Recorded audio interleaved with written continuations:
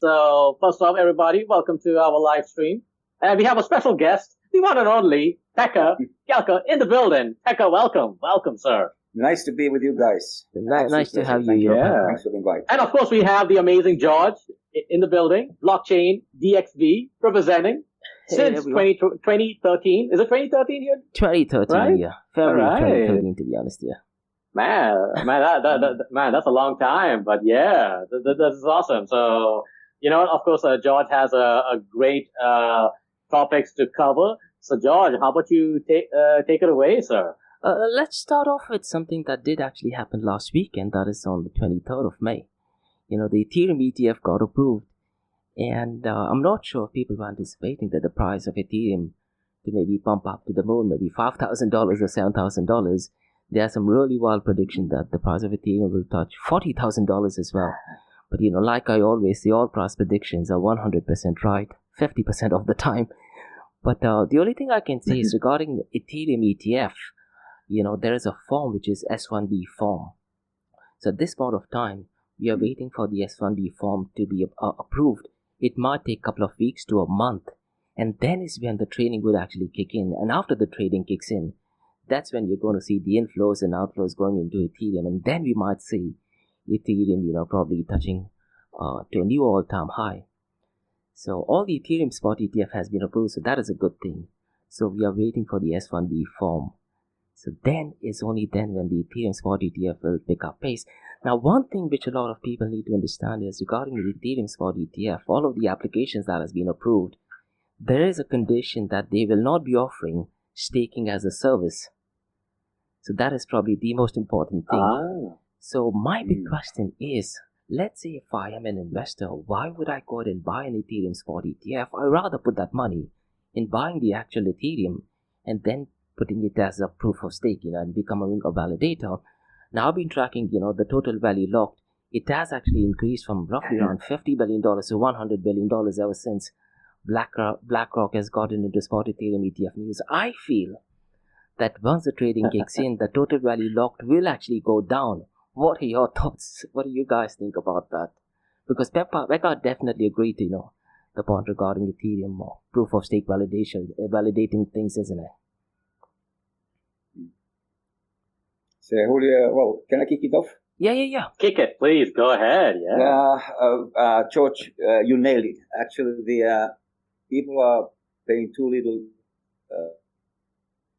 not enough attention to this fact that the staking is not allowed. And it's Gary jumped in again and said, no staking.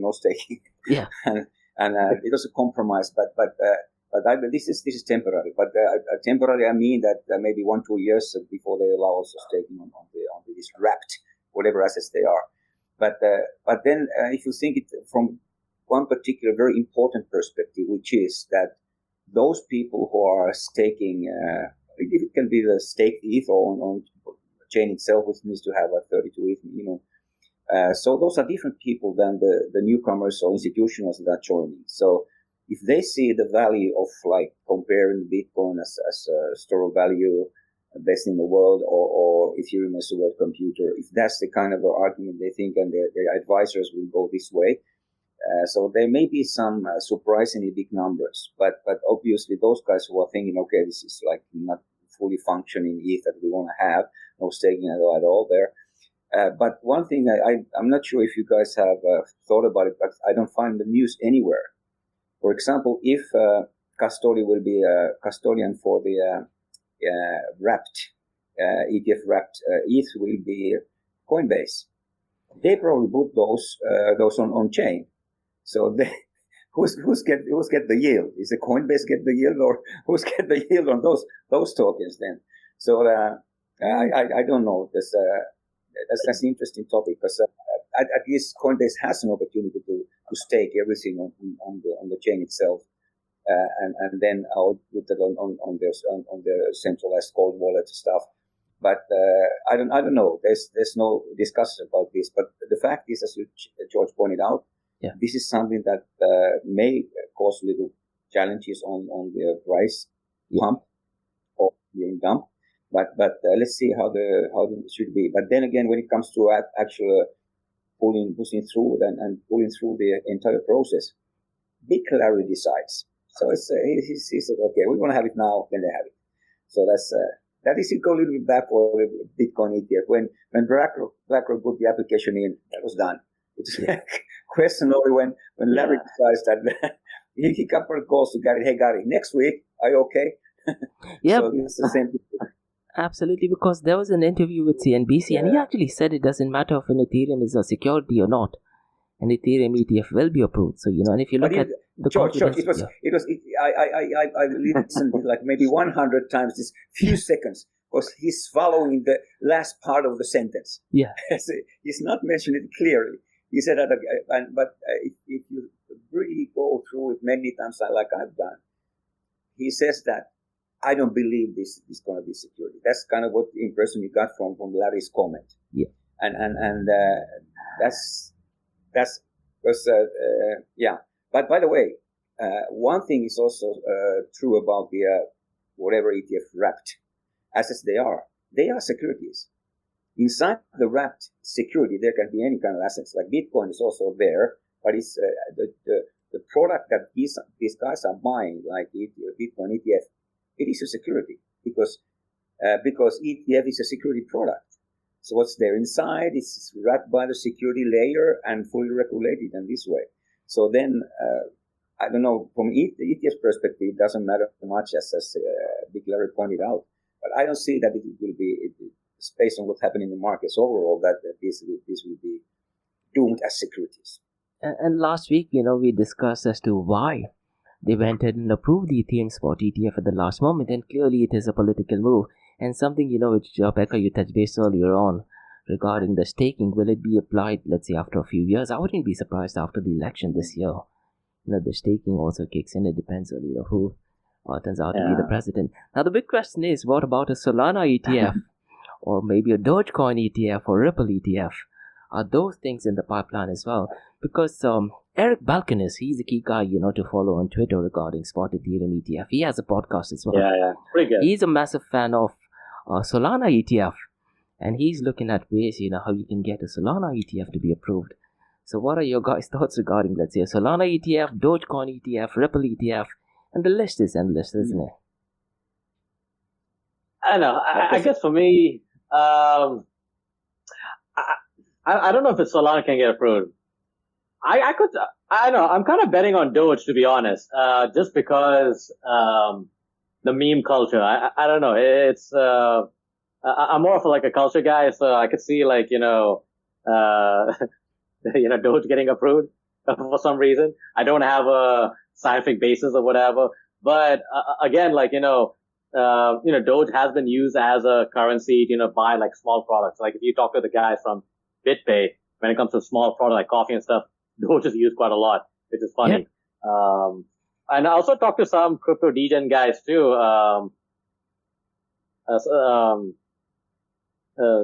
They're quite confident about Doge actually. Ripple, for me, I know there's this. I mean, Ripple could be possible, I guess, but I don't know. In terms of the political stuff, I mean, it is an uphill battle. So, I mean, in terms of Solana, I don't know. To me, it's kind of like, smoke and mirrors. So, choose between Solana, Doge, Ripple. I think I'll go with Doge. I think it's fun. It's, and it also makes great news. So, like, and if you see how, like, the media works, I mean, like, there's a lot of money to be made. There's a lot of fluctuations in the markets and stuff. So I could kind of see that. I could kind of see that happen, but I hope I'm not wrong. So yeah, and that's my take. So, but George, what about you, man? I do think that, look, according to me, I think it is a very political move. So, I mean, I follow US politics quite a lot. They will try to go and approve as many things as much as possible. So, yeah, I do feel, let's say, a Solana ETF could be approved, a Ripple ETF could be approved, and why not go and approve a Dogecoin ETF? And something which we discussed last week was the 19B form. So, at the US Senate, surprisingly, 60%, the vote was 60 to 38, and Democrats, they were the ones who actually voted in favor of the bill, which is a bit bizarre and strange. So it is a political move, and something which Pekka mentioned earlier as well. How long would it take? I think it depends on the US election, So that's my honest answer. Yeah. But now, ideally speaking, Bitcoin should be apolitical. It started as a movement towards separation of money in the state. When will that thing happen? I tell you, it might take at least a couple of decades. Those are my honest thoughts. But the other thing, which I wanted to touch base was... Can I give my two? Can I give my? Sorry. Can I give my two cents of this? But first, I have a question, and then I continue with my 2 cents. Yeah. Sure. Go ahead, guys. Do you trust politicians? Definitely no. Okay. Let's leave it there now. I love it. I was expecting like Is that 3-0? It's 3-0. The vote is 3-0. Absolutely, 100% right. Then I'm gonna give my 2 cents. Yeah. The big money rules everything. And why Ethereum? Because we all know that, for example, Solana is much more faster, and Visa is using it because of fast transactions. Community is going crazy, meme coin mania, and all these kind of things. But Ethereum has been proved by the biggest money in the world. And that was an easy decision. And I don't see that this kind of changes from that perspective. They want to wrap something that is valuable for the big money. Maybe Solana in that sense, because Visa is with them now and so forth. But my thought is that, first of all, I don't see that now the big hurdle is like jumped over, and not too much lobbying from the Senate or Congress that they've had to get the third digital asset crypto ETF even in the process, because of everybody's happy now. There's one staking, which is not staking, but the token is proof of stake token. A lot of applications, services, solutions on that, and then we have the store value Bitcoin there. That's enough, I believe, from politics perspective. But also, I believe that when the elections are over, nothing happens. It's calming everything. So next ETF can be like in 2-3 years maybe, but the best candidate to, if there will be a single, that's another thing. Can there be a third one as a single token ETF, or is it going to be a pocket? My big vote is for the pocket, because as you know how the ETFs usually are, they are combining different assets of one ETF wrap. So that's probably the case that will be there. But the closest to be the third one, because again, based on the big money, how this particular token protocol platform with its services is combining traditional finance and distributed ledger technology, providing the most secure services. Until today, they have handled, listen carefully, more than $10 trillion worth of transactions. Yes, the number is $10 trillion worth of transactions until today. And you guys know what this token is? Link. Chainlink. Chainlink is sorry with BlackRock. They are also part of the build ecosystem now. Tokenized fund. They are doing a lot of things with them. They are with Swift. They are with everybody, connecting the TradFi, the blockchain, cross-chain transactions with the CCIP. So they are in the core of everything that will be the future internet, which is verifiable internet. And that's if they want to have something really that is valuable for the traditional finance, traditional money, that big money, that Chainlink is the closest. Of course, the market cap is so low and the behind the scenes more than anything else.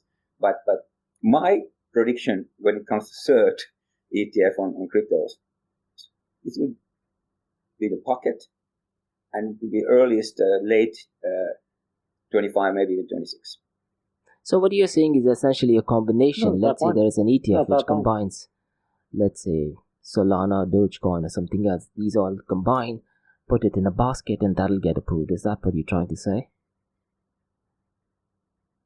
Yeah, well, that's how I say it, because that's how ETF product was created.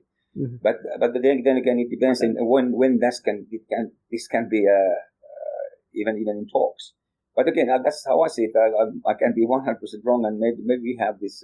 I don't know, maybe some Pepe ETF. I don't know. Pepe to the but, yeah. But I doubt because again, Big Larry and his cabinet will decide, and that's in good and bad. Yeah, but if you have this kind of approach, you can avoid a lot of headache. It's not fair. It's so much supporting the traditional finance, but you find your way. You will have your position there. Stake some tokens on Ethereum, and when the Larry is doing transactions on his Beetle security token, public blockchain built fund, you get some yield because it's on Ethereum. So, but that's we can avoid that. The big money has understood the power of decentralization, power of tokens. The rhythm comes from them. The order comes from these guys. Whatever we think. And now the election year, if this would have happened last year, nothing would have happened. Nothing. Yep. Not even Bitcoin. Nothing. So now it's election year, and here we are. Yeah, I mean, Bitcoin Spot ETF has been declined several times, going back to, I think the first one was actually applied, I think if I'm not mistaken, was in 2018 or 19. So several spot Bitcoin ETF have been declined. So absolutely spot on regarding the election year. That just shows the power of politics and politicians. Now, what I wanted to touch base on something that is actually happening this week, and that is with Consensys in Austin, Texas. Texas. Yes, and there's a really interesting news which I just talked about it in my podcast today. That is regarding, the tornado cash situation that did actually happen a couple of years ago. And what the US Department of Treasury is actually stating that their intentions are not to ban Bitcoin mining services. Rather, they want, cryptocurrencies to be transparent. Now, the way he put it across, I kind of agree to what he was saying, because he's saying, see, look, you talk about Bitcoin and cryptocurrencies to be completely transparent. So the big question is, what is the key differentiation between privacy and anonymity? See, privacy is great. So he's questioning about, anonymity. So anonymity can be utilized by, mischievous characters. Now you can argue, are they doing what is mischievous or not? So that is at least one announcement that did actually happen today at the Consensys 2024 event. So what do you guys think about that statement? Because we were discussing about tornado cash situation in quite detail. We interviewed quite a people who are in the cryptography space as well, and they didn't like the approach that the US Department of Treasury had. So, but if you put it across this way, they do seem to be fairly right in the assessment. That's what I feel, at least. What are your guys' thoughts on that? Go ahead, Pekka. I believe that all these things can be solved, or technology will solve these things. And I'm a big believer of CK. I'm a big believer of these things that will allow you to keep your privacy, and how it will be implemented. It's again, if we go to digital or decentralized ID, all these things are very important to understand. And ZK technology is zero knowledge technology is something that I'm a big believer in, which again, nothing like 100% happens on chain, but you need to collect the data from off chain and put that on chain and have a ZK layers or to give you the privacy. And actually, this will not be mainstream if we cannot have like our privacy there when it comes to healthcare or financial data of our own. So that's the fact. And I also believe that again that this is going to public blockchain will be the ruling technology on DLT. So so whatever the status is today, whatever again lawmakers, government entities are talking today, they are talking what they have today, what we have today. But I also believe that the technology will solve the problem. as it solved the internet problem for us, so technology will solve also DLT problems for us. Yep. What about you, Markose? One of our close associates, Dr. Anish Muhammad, he's working on Panther Protocol. So what that does is you can have 100% privacy, but let's say the government were to question any of the transactions, then you can go ahead and say that, it is me who has done it. At least legally you are safe. And that is, I believe, if I'm not mistaken, that is what they are working on, Panther Protocol. Some technology, something like this, as long as it works on a public blockchain, I think it is an absolute win. But on the technical side, when you implement zero-knowledge proof, there is heavy cost associated with it. So, it's next to impossible, at least now. Yesterday. Yeah. Yesterday, yes. It will be really expensive to go and, I think the cost associated is somewhere between $200 to $800 per transaction. That is if you implement zero-knowledge proof on a public blockchain. So, what are your thoughts, Markose, regarding the U.S. Department of Treasury? Because we talked about Tornado Cash quite a lot. Quite a lot. Because just yesterday I had a conversation with Ruben Yap. He's the project steward for FIRA protocol. It used to be known as Zcoin. So, so we were talking about, the Samurai Wallet guys, and they got arrested, Tornado Cash, of course.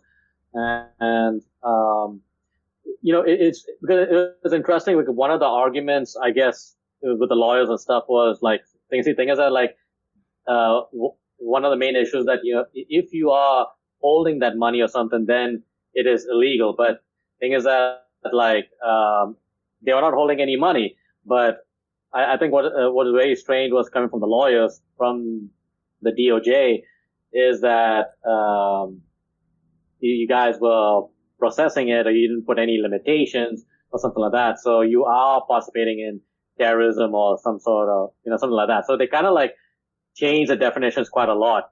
If you notice, like last 2 years compared to many years ago. So it is interesting, but I would say like, I think as time passes by or something, I do believe that there will be, parallel economies taking place, So, I mean, already there are these conversations and stuff, but, unfortunately in the privacy space, like, there are not enough marketplaces, I guess, so, sure, they want to, you get delisted from exchange, great, but you still need, marketplaces like these exchanges to have these, access to privacy coins and stuff, so, but I guess with regards to the, having these conversations with some of these guys, is this fluid definition of, what is privacy and what is anonymity. So that's kind of like, so it's always up in the air. So there's always going to be, at this current time, there's always going to be this, this uncertainty. So, yeah.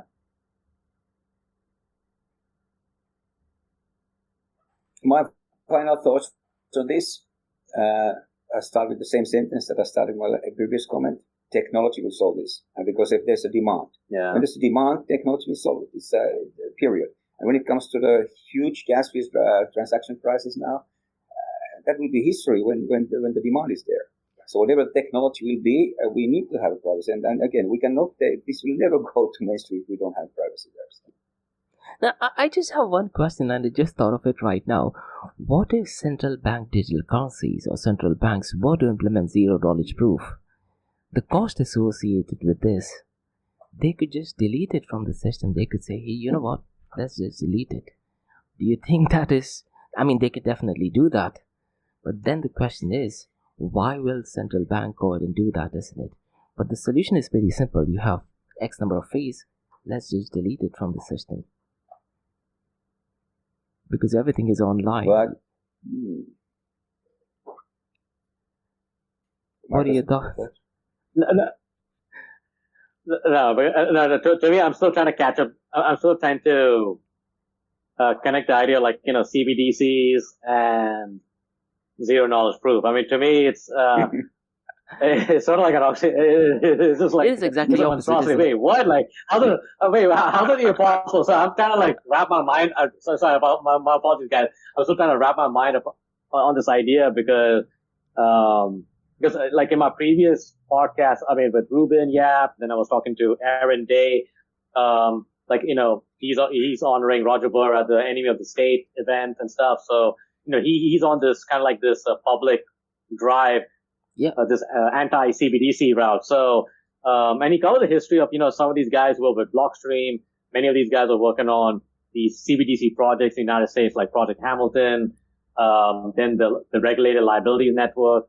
I mean, like, to me, like, when it comes to these central bankers or any of these bureaucrats, they want control and, they can use True. CBDCs as a way to, like, how do you say, program bail-in programs or bailout programs or, inflation programs, so, I don't know, in terms of like, why would they need, I mean, maybe they'll have zero knowledge for themselves, but no zero knowledge for you, ZK for thee, but not for me, or, that term, right? So, but anyway, that's my, I'm sorry, I don't want to go on a long conspiracy route, but, I just cannot wrap my idea with CBDC and ZK. It's just kind of like a weird take from me, though. Well, guys, this is again something that we need to educate people, and we need to educate also, well, politicians, everybody who's in planning and putting architecture place on the CBDCs now. We want all the CBDCs on public chain. Yes. So that's the fundamental question. And if they will have the closed loop permissions chains, we lost the game. Period. But then again, I believe some governments understand this, that they and again, let's hope that this huge surprise to me, again, BlackRock and Larry decided to go on the tokenized fund on public Ethereum. If this will be the kind of trend that they understand also the benefits of public chain instead of the private chains and closed loop infrastructure, we should shout out loud. We should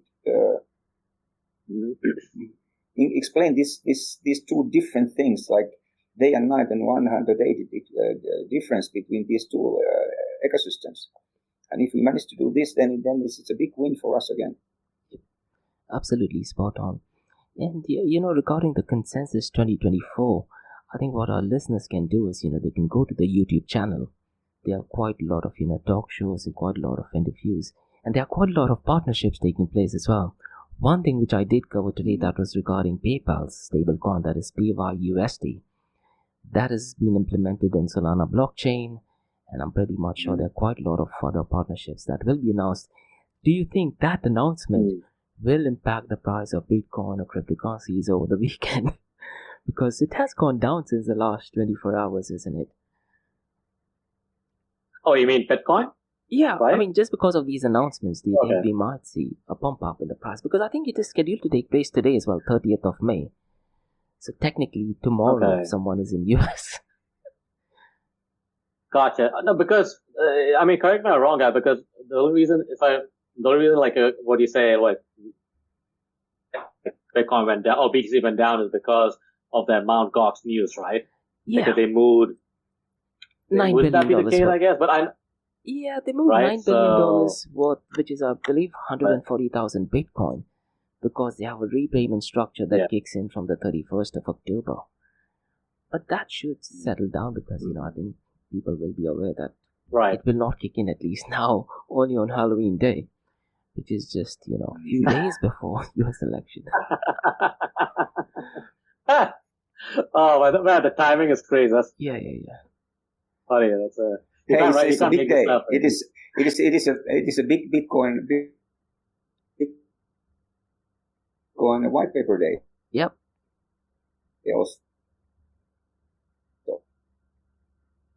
It's the same day. Well, if you don't mind, I'd rather talk anything else than price predictions. Yep. it's not in our hands. It's Totally agree, 100%. What about, let's talk about some drama which we shared yesterday. Any markets are manipulated. Any market, all the markets are. But when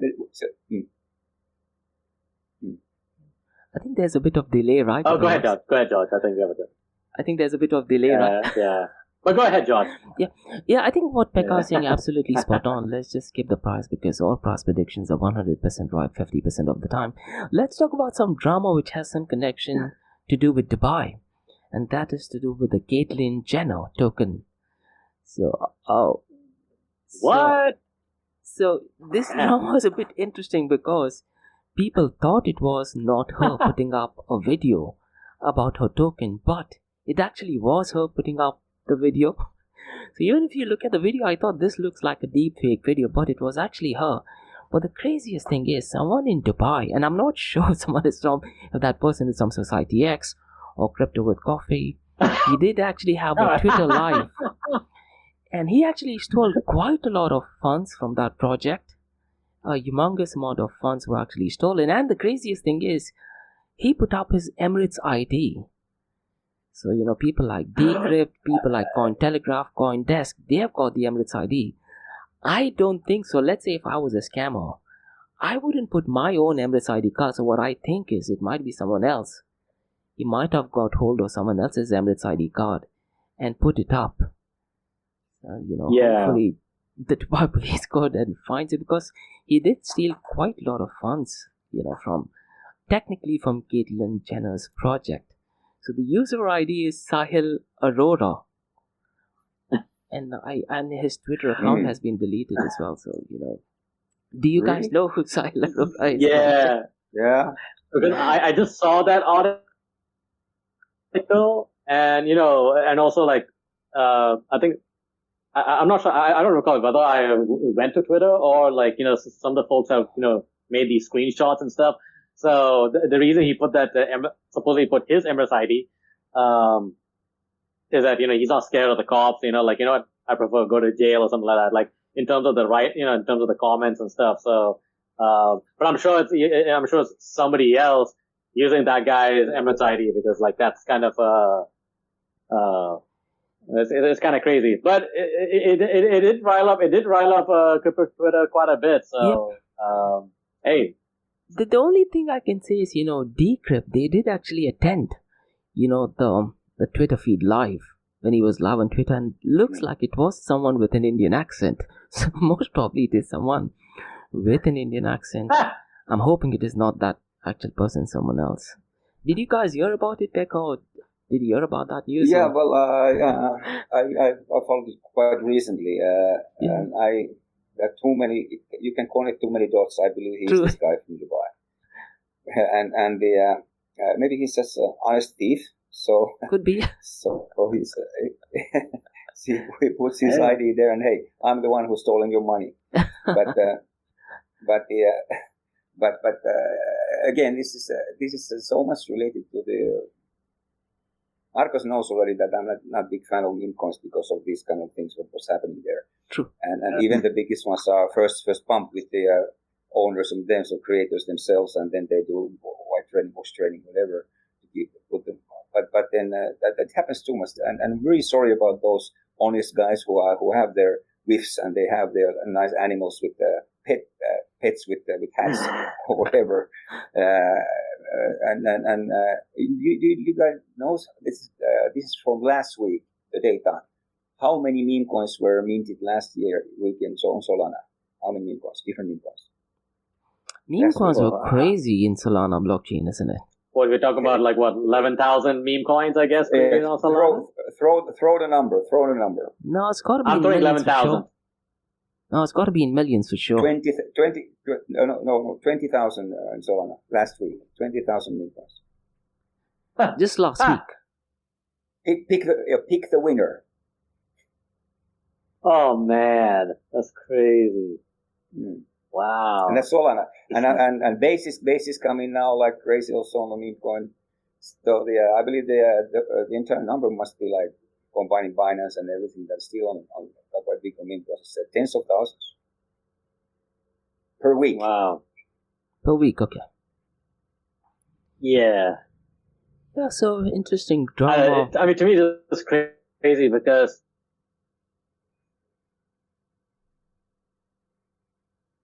one thing about meme coins, guys, which is not on the agenda, but what do you think of this opportunity to combine the ERC 404 and meme coins? Oh, I have no idea. No clue. There are some platforms that are doing it now, kind of combining NFTs and meme coins and have the utility inside the NFT itself and liquidity. So that's the basic idea. That can be something that maybe they can create some more committed committees on this. That's not pump and dump price. But let's see how it works out. Yep.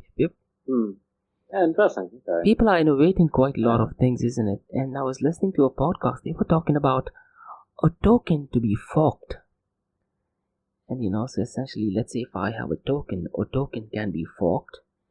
And quite a lot of things. And people are coming up with really innovative ideas, as long as if there's a use case. And if people benefit by it, and as long as Pekka stresses open blockchain, I absolutely love it as on a public blockchain, open blockchain. Because according to me, there is nothing called as permission blockchain. It is called as software. If it is on an open blockchain, a permission blockchain definitely makes sense. Do you guys want to touch base on the cryptocurrency related news? More in terms of, the matrix? Because one thing that I tend to look at, and this according to me, and this is my own personal way to gauge if the world is ready for decentralization or not, is I tend to look at, decentralization, a decentralized exchange to centralized exchange percentage. And users can check it via, defilama.com. Now, last week, it is definitely bumped up to 28%, and it has relatively been consistent. So Monday, Tuesday, Wednesday, Thursdays, it is around the 28 to 27% mark. I think once the decentralized to centralized exchange dominance is around the 40% mark, at least for a month, or at least for 3 months rather, then we can confidently state that the world is ready for decentralization. Because the week before that, it did go down to, somewhere 14 to 16%. And in the past, it has gone to 8% and 10%.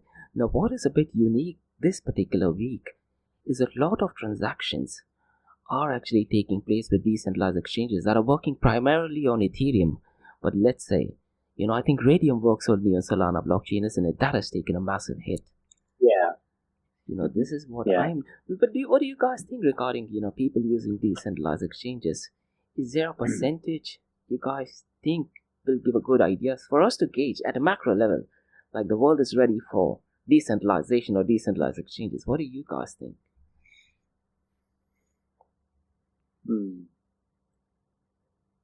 I don't know. I guess I have worked for a couple of centralized exchanges, so I was want to remind people about crypto adoption. Right at this time, it's around a measly 5%. So I think once we get past 20%, then it's off to the it's off to the races. So that but I think at this time most of the people who I come across I'm not talking about the crypto people in general. I'm talking about people who I meet at like at the beach or at the football clubs, or also like some of the churches I go to. I think personally for me, my experience is most of the people are not they're barely aware of Bitcoin or even Ethereum. So Texas would be the most easiest place for people to kind of grasp the idea of what is Bitcoin and think Bitcoin outside the realm of a speculative asset. So I just feel that we're just a long way to go, and I love using DEXs and stuff, but in terms of the user experience, we three can use it, but man, talk to some of my friends in my church or some other these traditional business networking places and stuff.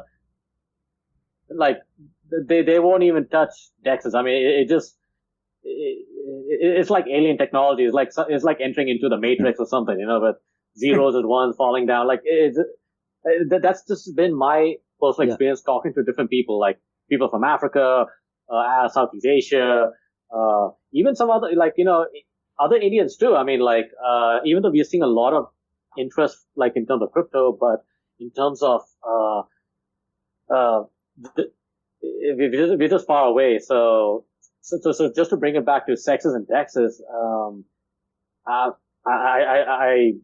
just feel like, I love the metric that he used. Like if we see dexes at 40% and stay consistent for say like 3 months or 4 months or something like that, maybe, I guess, I don't know. It's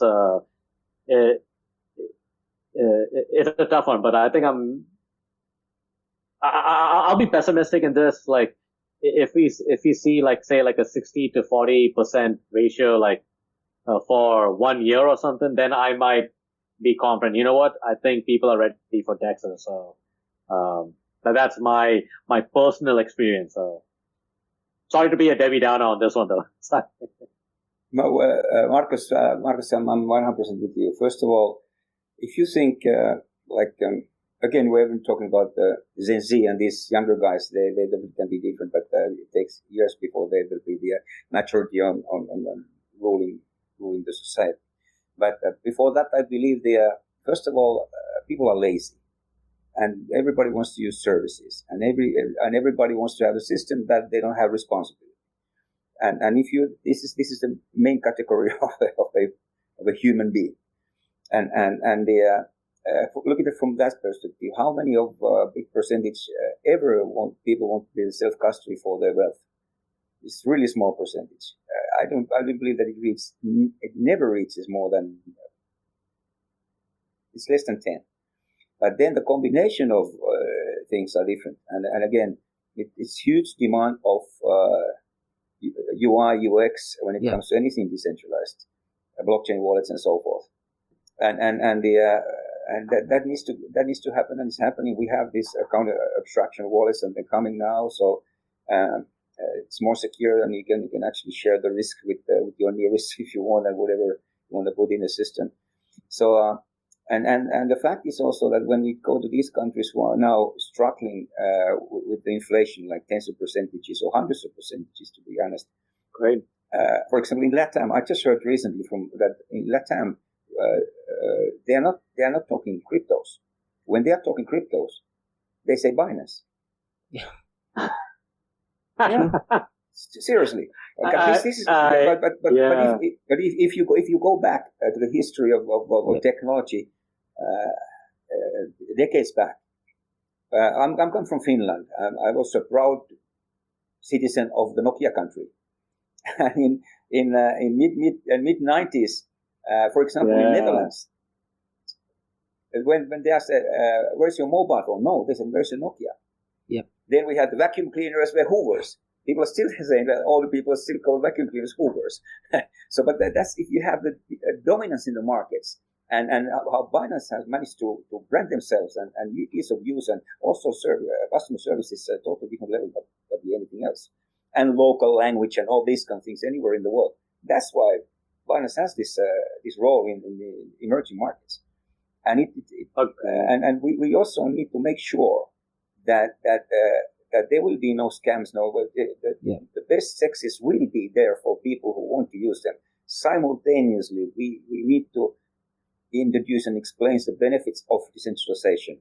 Also, at least some part of your wealth, have it with you. Whatever happens anywhere in the world, you have your wealth with you at this part of parcel.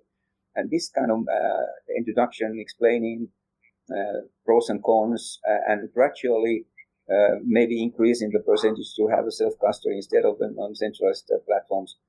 And again, regulations are now coming now. We have Warais with us here in Dubai, so they want to secure the hot wallet storing and stuff.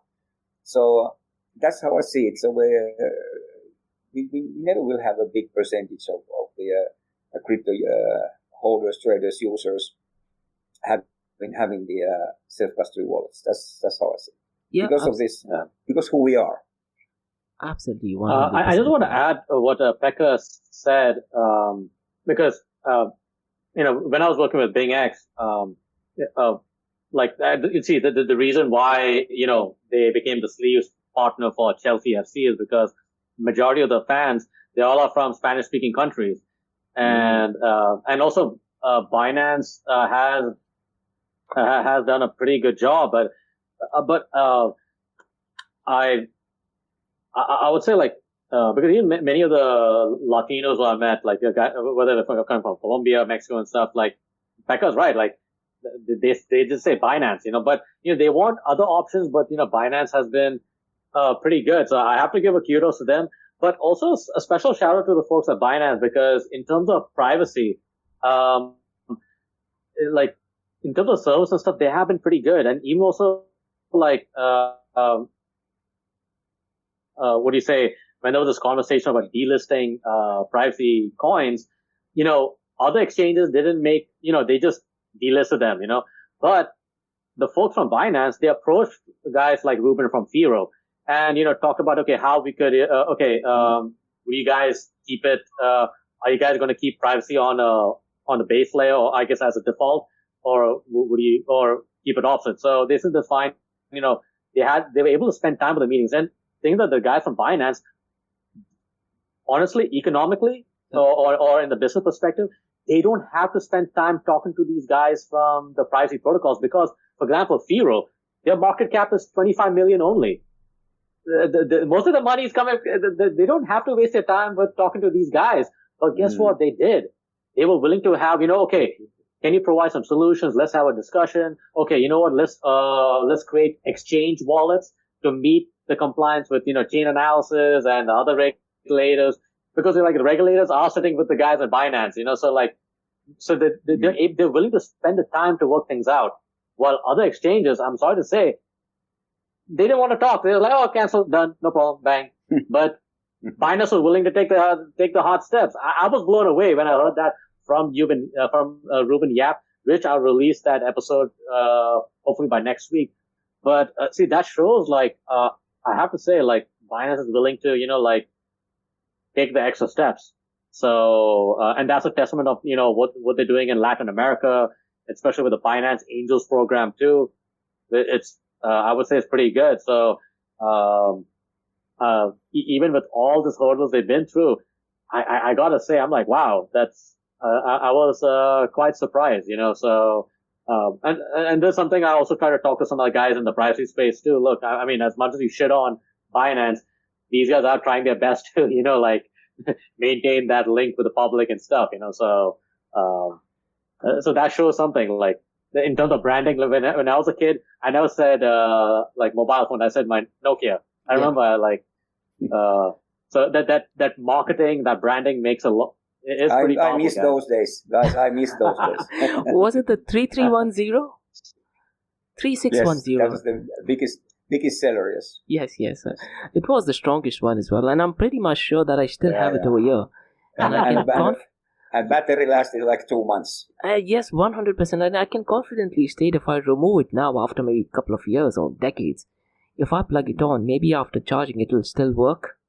100% I can guarantee that. Yeah, now the next thing what I wanted to just very briefly touch base is regarding, the volume of stable coins. Because, what I tend to do is, because I release my episode every day, Monday to Thursdays, I tend to look at just the volume of stable coins. So what I look at is, if the volume of stable coins has gone up, if the price of cryptocurrencies has gone down, which would mean that, people are parking a lot of their funds into stable coins, just an assessment. Most of the time it works, but, just a fair assessment. Now, me personally, we've discussed this quite a lot. I'm not a fan of stable coin issuers, because according to me, they're just replacing the role of a bank. And this goes back to, why Satoshi created Bitcoin, separation of money in the state and peer-to-peer electronic cash system. But, Tether USDT can just freeze your account. And I'm just checking right now, Tether has just frozen some accounts that is, linked to Russian firms who tried to use stable coins. And that was they were trying to bypass US sanctions. So what are your guys' thoughts generally regarding stable coins? The good, bad, the ugly side. Go ahead, Pekka. Well, I'm a little bit worried nowadays because everywhere I've been interviewed and discussed in the panels and online and stuff, I talk too much about BlackRock. Yeah. but so I'm not a fan of them at all. I'm just the opposite. But what can you do? These guys are ruling the world. Yeah. They and their friends. So, and we just discussed briefly just before you joined us that the Circle is focusing a lot now on Europe because end of next month there will be the next version of MiCA will be implemented. Yep. Market in crypto assets, regulations in Europe. Those guys who don't know this, and that's why Circle is saying that the Euro stablecoin is growing like crazy after that. So even the transactions will be on blockchain. But it's again, I also believe that this is something that people need to understand that if this kind of combination of regulated, licensed assets and be 100% clear they are how it's backed with what is backed. And Europe, by the way, they have MiCA. There's one particular rule on these regulations that they need to be 100% euro backed. So there's no like options or property or whatever they used to be all days a few years back. So that's clear. Everybody understands that when they have euro stablecoin by Circle or someone else, it is euro. Period. Yeah. So it also they have fluctuation of price and stuff, type of things. But then again, maybe that is something that will be needed to have this kind of ecosystem that these transactions happen on blockchain. Then people start to okay, these are fast transactions, immediate transactions. What else there is for me, maybe? And then they, because maybe it's not all the people will be traders, but all the people will be blockchain users, like they are internet users today. So how to get this kind of experience that okay, I'm using this infrastructure, this ecosystem already, maybe with my stable euro, whatever, and of course I also believe that based on this fact again with what Big Larry is doing and the Circle is under the umbrella, yeah. It's no brainer that Circle will be probably the CBDC in USA. Let's see. And you mentioned about BlackRock. Now my niece, she is 15 years old. What I tend to do is every time Larry Finks puts out a letter, and I've just posted it in a group chat as well, I make sure that my niece, she reads through the entire letter because I think, he just might be the most powerful person on this planet right now. Forget cryptocurrencies. Even when you talk about politics, when you talk about, let's say, wokeism, when you talk about war, pretty much everything. Or ESG. And, it's great to go ahead and read through that letter so at least we are aware about it. Now, what my niece does is she's a bit clever. She has taken down that letter. She puts it into ChatGPT. And she just asked, can you just summarize it, give it as bullet points? And she knows this particular letter. And I think the last letter was put in the month of March. And what I do is, on Instagram, every week or so, I always put Larry Fink's photo and I put the song by Rage Against the Machine. I forgot the song of the name. But you're absolutely spot on. And that's one of the reasons why, when you're talking about BlackRock in all the panel discussions, I think rightly so, we should definitely talk about it. Maybe be a bit worried as well at the same time. We should be worried. Exactly, correct. Yeah. What are your thoughts, Markose? But how can we fight it? How can we fight it? So to me, sorry, I always talk too much. Markose knows. No, Pekka, go ahead, because. But let's get this infrastructure. Let's make sure that everything runs on the most decentralized public blockchains. Yep. We need to have the most decentralized chains, and that's why, for example, I'm still I'm on the Ethereum camp when it comes to staking protocols. Bitcoin is Bitcoin. It's extreme. I don't Elon coins, whatever Dogecoin is with Elon supporting. I don't remember the name. I remember, but that's why if this will be the future internet. That future internet will run on blockchain. Of course, most of the data will still be on the centralized data centers and databases, mainframe systems, and so forth, tens of years old. But how they will be transacted, they use blockchain as an infrastructure to transact it and verifying everything. This is as should be. So let's have this kind of thinking and explaining the benefits. Why it's best for all of us, not like internet today that 5 guys own the whole system, and we can have our role there. Even the money guys are using their layers and their stuff, whatever. But we can be part of that. We can be with no bosses, no companies. We can have a role there, and that's something that we need. That's kind of my main message for everybody. Try to use as much as you can the blockchain to understand what it is. That's the future of the internet. But we cannot stop the big money. Big money is that they understand now that we haven't seen anything yet. So they try to steal everything from us. But if they try to build on like JP Morgan is, I have private chain on that Ethereum private chain on the JP Morgan coin. Quite soon they will come from public chain. Public chain, yeah. Yep. Yeah. No, definitely. No, Becca, no, definitely agree on that, because initially, I remember a couple of years ago, JP Morgan, many of these guys, they try to put it on a private blockchain, but I think most of them are gravitating towards the public chain because it's just much more better. Like it's, and also they're taking advice from the smart consultants, not the consultants from all these other, I don't know, I have a negative view,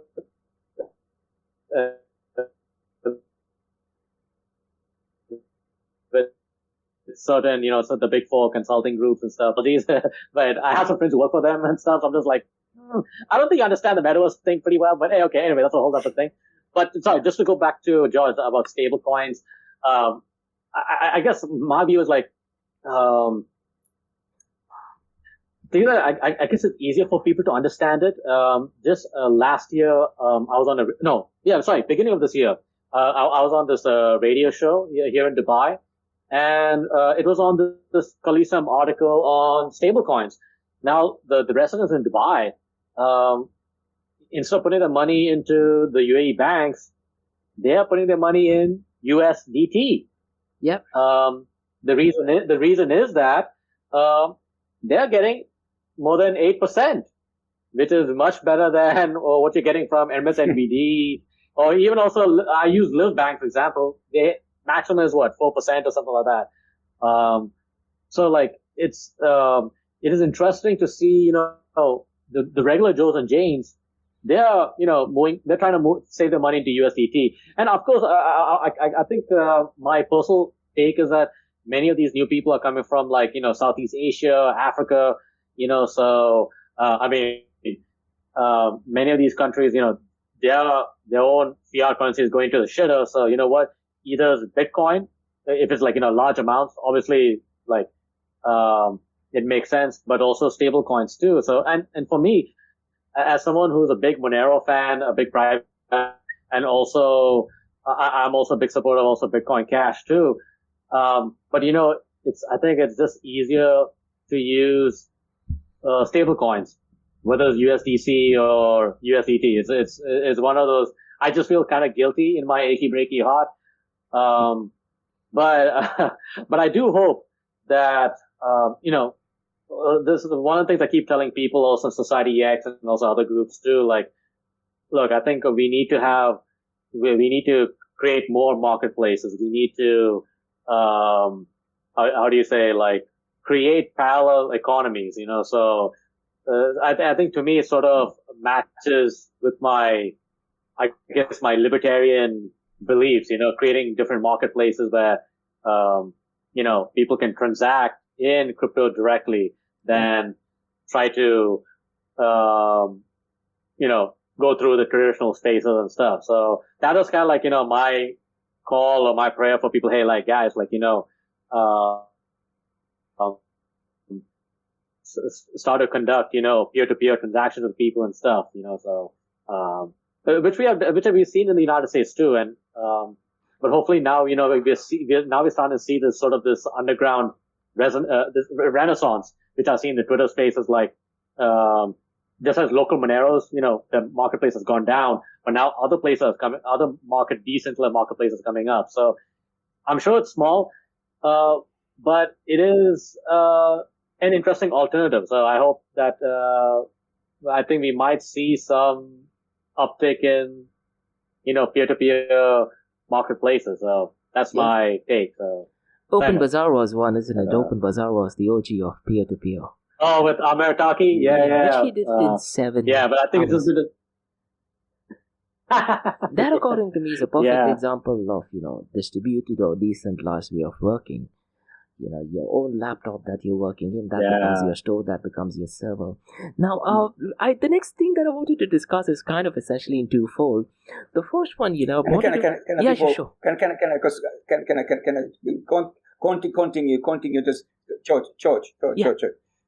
A little bit, I was so enthusiastic what Marcus said about this free of choice, because how I see this, the perfect world to me is that, first of all, let's make sure that all the whatever government digital assets they are, central bank digital assets, what they run on public blockchain.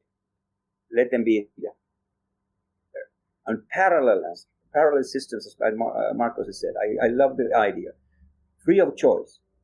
If you want to use the government money, but it's on public blockchain, or use another money, which is it is decentralized platforms and decentralized tokens and coins, you choose. Let the people free to choose. If we can have this kind of society, that's the win for everybody. But there's a lot of political things that are against this kind of thinking and implementation, execution. Yep. But let's work hard that we can have this kind of free of choice opportunities for everybody. Absolutely spot on, 100%. Absolutely, 100%. Yeah. So the next thing I wanted to touch base is kind of like twofold. And I wanted to get, this is something which I asked some of the interviews as well. How would you guys define Bitcoin? What would be your definition of Bitcoin? Not necessarily Ethereum or blockchain, or maybe in the next session we could ask how would you define Ethereum maybe.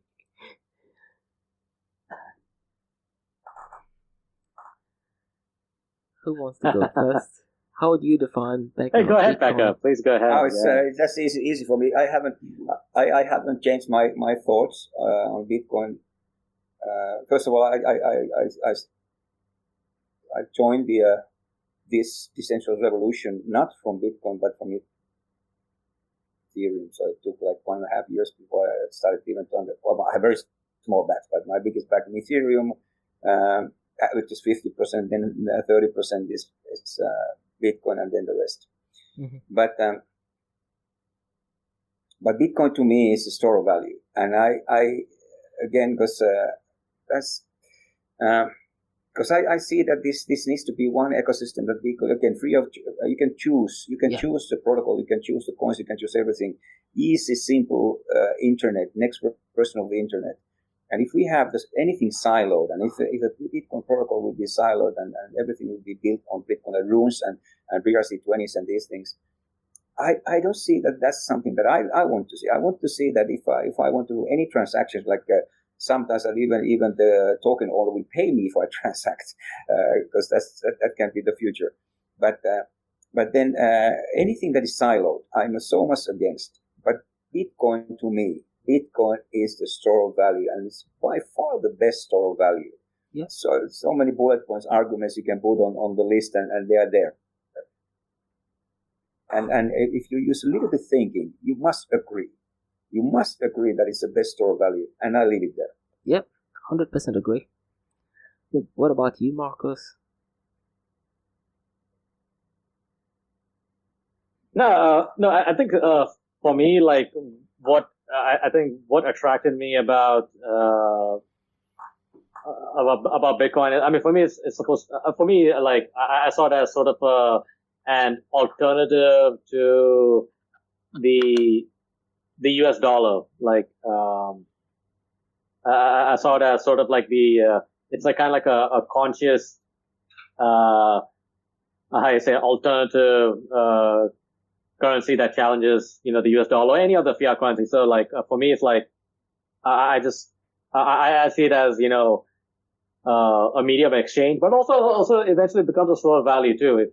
if you base it on like I guess the Austrian School of Economics, but I just see it as a what do you say, like a peer-to-peer electronic cash transaction for the world, Yeah. So especially like it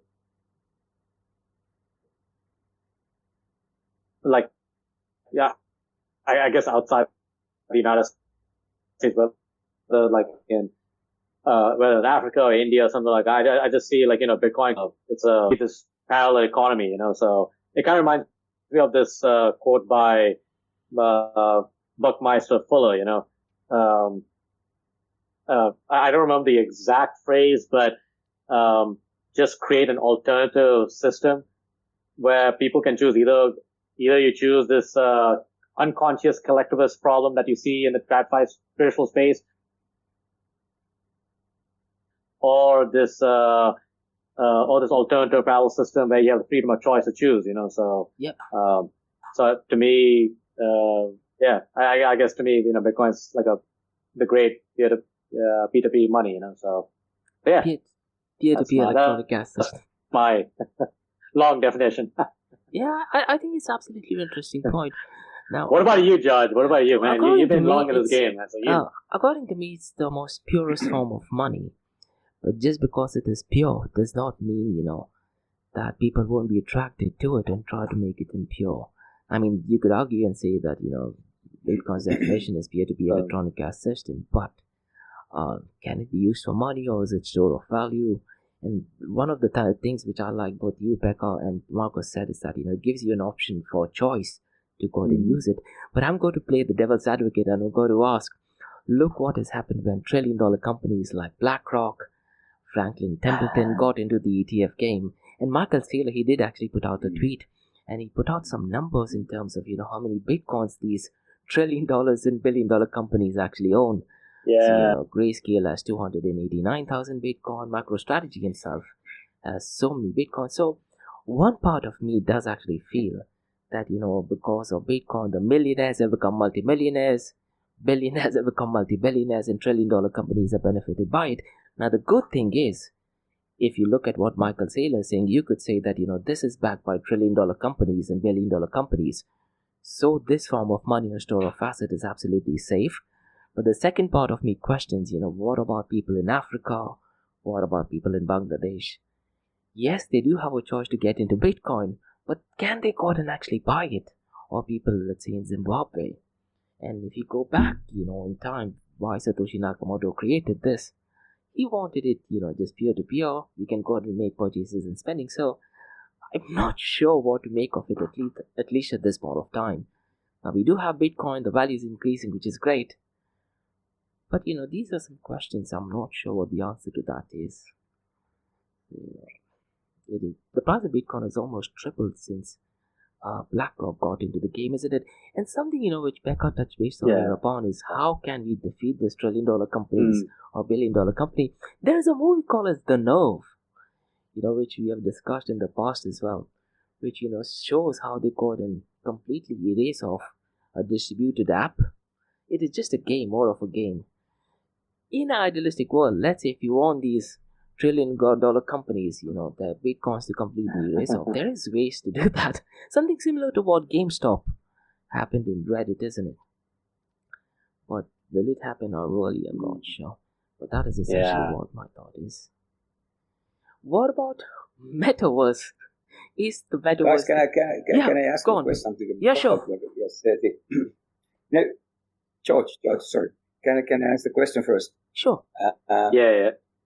What is the most decentralized blockchain protocol there is?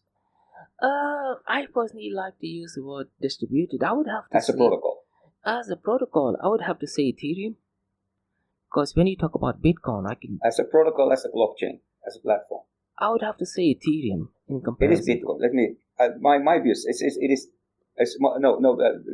not to me, because it's... Bitcoin is definitely, as a chain itself, it is the most decentralized for how it's created and so forth. And what is the most honest on the blockchain protocol? That's again Bitcoin to me. And if you think those things, and if you can store something that is so decentralized and so honest as a value, just store it there, period. But if you try to build anything on top of that, you compromise decentralization. You compromise the honesty. So that's why I don't like rooms. I don't like BRC20s. See, then the BlackRock thing. Please, how would you define decentralization in terms of Bitcoin? I mean, I have a lot of Bitcoin. My portfolio is filled with a lot of Bitcoin. But how would you define decentralization of Bitcoin? Because if you know BlackRock, they are the ones who manage most of pretty much everything. The code that goes into GitHub, any changes, any amendments, any Bitcoin improvement proposal, everything is done by BlackRock. Oh, not BlackRock, sorry, Blockstream, which is, the CEO of Adam Back. So even if you look at in terms of, the miners, for instance, if you literally look at the number of miners, compare it, let's say, with the validators that Ethereum has. So I really am not sure, Bitcoin is decentralized.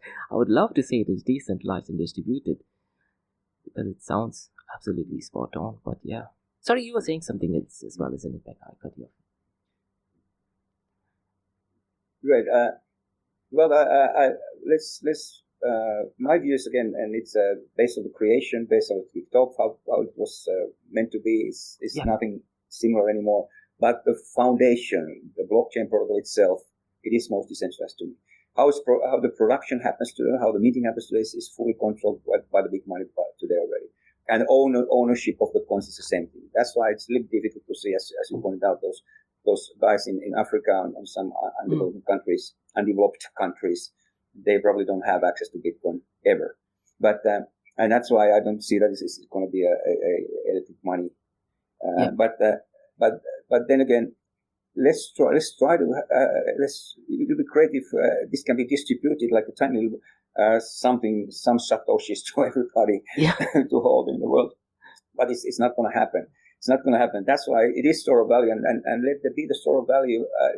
We who are lucky to, I own only little bit of Bitcoin. I don't know how much, but I'm happy that I own some Bitcoin, more than one. but then if that's those guys who want to pump the price to 1 million, 10 million, whatever. Michael Saylor is saying like 80 million now. I don't know. That will be the case. Let it be. But it is asset to me that has a value because I'm storing it somewhere, and that the store of value in that sense. It's a payment mechanism. I doubt it. Even though like these Satoshis, one Satoshi will you can buy a villa with one Satoshi soon. I don't know, but again, the blockchain itself, and of course, the problem with Ethereum is that it is the foundation was very centralized, ICOs and all these kind of things, but they're doing good things, and I'm also very happy to see how the development has been done on Ethereum. When merge happened, I believe that future historians of IT technology, they will go to this moment and say, this is not real. What these guys executed, this is not from this world. There must be some Martians to alien technology. help, because this change was, and not even single hiccup. So, and if you have this kind of development team for yourself, and even if they are, as you said, small people are also controlling the BIFs and so the Bitcoin improvement proposals and BIPs and EIPs and then the small group of people, but they are the most skillful guys. At least we can trust them that they do the best, that handle the best way the development of the protocols. But so Ethereum, yes, I'm with you, Josh, yes. And regarding decentralization, so this is regarding going back to how the Ethereum ETF got approved. There is a bill called as FIT21 bill. And the part of that bill will actually define how is decentralization defined. So at this point of time, I'm not sure how they're going to define decentralization. Are they going to say that, let's say, if you have 20 miners, then you're sufficiently decentralized? Is there a number associated to that? I'm really not sure. And this is something which we discussed in the last episode as well. There was Dan Larimer. When he launched EOS, he was actually saying that, we have 32 delegated proof of stake. It is more decentralized in comparison to Bitcoin. This was going back to, 2017. And you touched base upon, the switching of proof of work to proof of stake. One of the biggest experiments done by, I'm not sure if the word decentralization is right to use, was by EOS, because the decision as to when to go ahead and launch the exact date was done by the entire community, and there were thousands of people who went ahead and voted for that. Now, the reason why they did that was more to do as a safeguard regarding SEC, because they didn't want the institution to go ahead and launch it, because then they could say that the society went ahead and launched it. We had absolutely nothing to do with that. Now, I'm not sure, because you know that they took $4 billion during the ICO. They bought a lot of Bitcoin. I remember. And they paid a nice fine of $25 million, and everyone is happy now. Yes. Yeah. But oh man.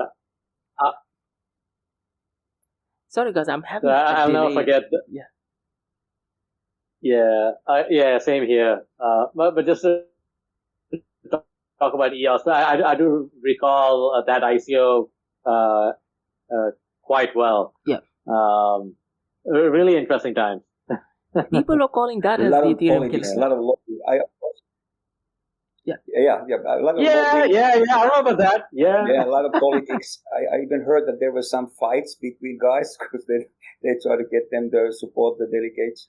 So it didn't work out there quite well. Yep. But hey, they raised a lot of money. Yep. And just wanted to is towards the end, what are your thoughts regarding metaverse? Now, the reason why I wanted to ask this is, every Fridays I used to release a series called as Metaverse Everything. But in 2024, so far, I've only got 4 news regarding Metaverse. And today was one of them, but it was more to Saudi Arabia. So I'm not finding any news. I'm talking only about the UAE region, to be precise. I'm not getting any news regarding Metaverse. Now, I remember, there was so much of hype regarding Decentraland. But is the Metaverse dead? Or will it take more time? I think we need at least a decade, for Metaverse to be mainstream. But what are your guys' thoughts on Metaverse? Not necessarily cryptocurrency related as such. I don't know, Pekka, you want to go ahead? Share your thoughts. What is the difference between Metaverse and gaming platform? Well, Metaverse, let's say right now we are 3 of us, right? Let's say if I put the virtual reality headset, which will eventually be in the form of sunglasses, it would feel as though I'm sitting right where you are. I could turn behind and I can see what is behind your chair. I can see if someone is on the left or right. In an idealistic metaverse world, I'll be able to even feel what your room is feeling like, the AC temperature, the smell, and quite a lot of other things. So you're talking about all the 5 senses. Right. Lex Friedman has released an episode with Mark Zuckerberg. I would really recommend you guys to check it out. They are miles apart, but he actually felt that he's sitting right next to him.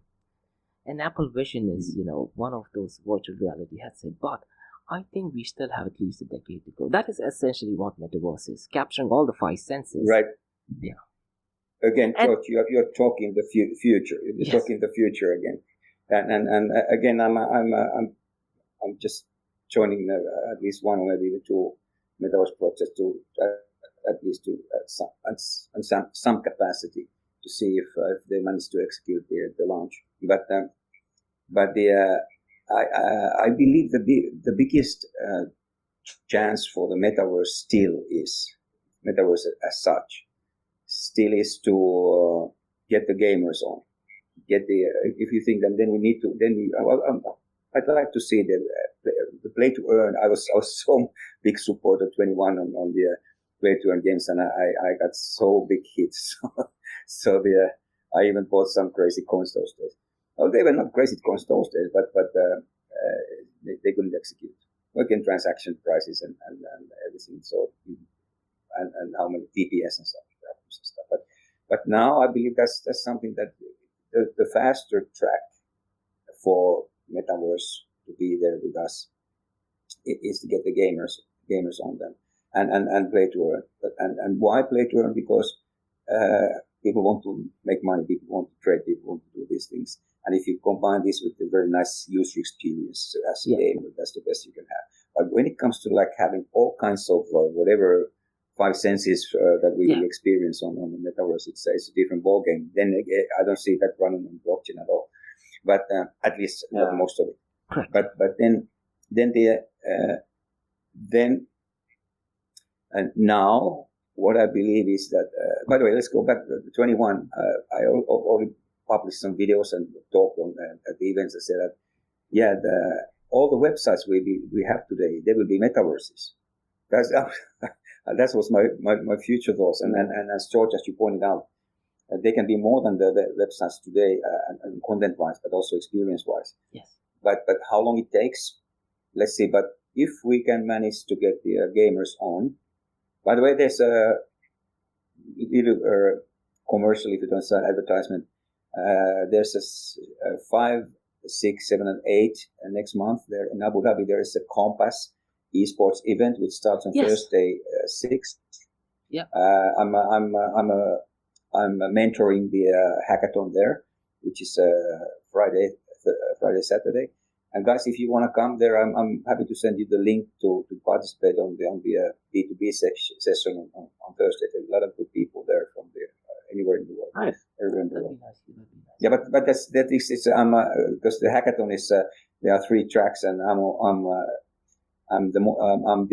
helping those guys, mentoring those guys who are on the Web3 track. But let's see. And regarding metaverse, the CEO of Nokia, he did actually state that, he actually envisions that people will not be using their mobile phone. Everything will be just in metaverse. Now, I'm not a fan of Mark Zuckerberg at all, but I do follow, I read through the financial reports, and his vision is the size of the metaverse headset will be something similar to wearing sunglasses. So rather than, let's say going on to Google Meet or let's say StreamYards or LinkedIn, you just go onto your sunglasses, put it on, and we are able to capture all these 5 senses. Now there is a company in Dubai that is already working on smell. I don't know how it works. So let's say I will be able to smell the cats in Markose's room, and that is the technology which is already being worked upon. Now I do think it'll take you require quantum computing, you require advanced AI, and quite a lot of other things. That is at least my definition of what metaverse is. So, but that's about all. And what else do we have? Do we have any other points? Any updates from your end, Pekka, for this particular week? Any update from what you are doing right now and for Society X and Blockchain EXP? Well, quite many good events, nice events. There was one in the Bybit office in the One Central. That was liquid restaking. Very nice panel, very professional panel. Pros and cons, which both are there, and definitely the security is something that is really uncertain, and how the liquidity will be handled, which is related to security again. So but it was a very nice panel, and so we have this good. The smaller meetups here coming up at least the end of next month. I recommend everybody to join them. I'm also speaking in quite many online events and stuff. And then it's for me back to Europe, I believe, because Europe will be very active until the Europe will be very active until the end of July. Yeah. What about Society X, Markose? Okay. No, with Society X, actually, my other partner, co-founder, Olga, she was the one who organized that panel or that program, which is Tuesday, right? Because she's also working with Staking Circle, so they're the ones who organized that pre-staking panel and stuff. So, any other update? We were supposed to have our Tron meetup on the 7th, but we'll try to organize it on the 12th. So it's going to be kind of like a gaming panel. So we'll have like the gaming lead from the Tron Foundation and all. So I believe we'll have him moderate. We'll have one person from VMade.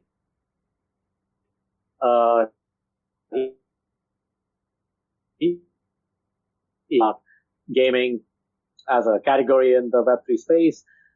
Aside from that, I think that's about it. So June is going to be pretty chill, I guess. But I'd like to see if we can organize some sort of like either like some sort of like an online event or something, or kind of like a discussion, either through Dawn Society, like we're trying to organize these video calls, or maybe a next Spaces. But June will be pretty chill. So that's about it from Society X. Yeah. What about you, George? No, you said 12th because I remember on 12th, Federal Chair Jerome Powell will be announcing the interest rate hike. I mean, it's got to be 12th or maybe 13th in Dubai time. Usually it happens at 10 p.m. Gulf Standard Time. But me, I have on the 6th, I do have two sessions. One is on central bank digital currency, the basics, threats to freedom, and its role in the metaverse. Because as much as I dislike CBDCs, I do feel in the metaverse, CBDCs may be an ideal fit in comparison to, let's say, cryptocurrencies. You can make an argument that stable coins could be used because I'm talking about the user experience. If anything goes wrong, you can do chargebacks, quite a lot of other things, and that will eventually change. 5 to 8 years down the line, the role of CBDC should actually disappear and there should be more of, as in when we solve the blockchain trilemma problem. And I do have another session on metaverse. Metaverse, the hyper reality and new world order. We talk about, the semiconductor, the nanochips, the different use cases. What is Dubai's role? Because one of the visions of Sheikh Hamdan is for Dubai to be the top 10 city in the world. So far as metaverse is concerned, he has a different vision for Web 3.0 and different vision now for artificial intelligence as well. So that's about it. Interesting. But great conversation. Drew, do apologize because there's a bit of delay. So when someone is talking, the facial expressions are different on my end. So in case if I'm speaking on someone else, I think you guys also getting that delay, right? Yeah. I don't have it. Now see, when Pekka was talking, I could see Markose's lips moving. So apologies for those things. So I'm just waiting. I'm trying to give it, let's say, a 5 or 10 second gap, and then I'm talking about it. But I think very decent conversation, right? Hopefully we should do it. It is. So so let me just let me just don't leave yet, but let me just end the live stream. So all right, folks. So thank you so much for joining us in this live stream. Great to have Pekka in the building, Papa Blockchain. Love his insights and his experience in the space, and of course, grateful to have George, organize all this incredible content. So, if you're watching this right now, you know what, we are open to getting more support, whether share this content to the folks out in the LinkedIn space and socials, and also, hey, if you love what we're doing, we are looking for some sponsors to get our message across the interwebs. So that's about it, folks. So y'all be good, y'all be safe, and we will talk to you soon next week, same time, Thursday, 10 a.m. Guys, thanks very much for this opportunity. Sure. Sorry, there's a delay. Yeah, it's such a pleasure to talk with you, and always good to be with the lovely people and professionals, and also diversity is nice. I'm representing a little bit older generation than you guys, but but this was really nice talks. Thanks. Absolutely great. Thank awesome. you so much.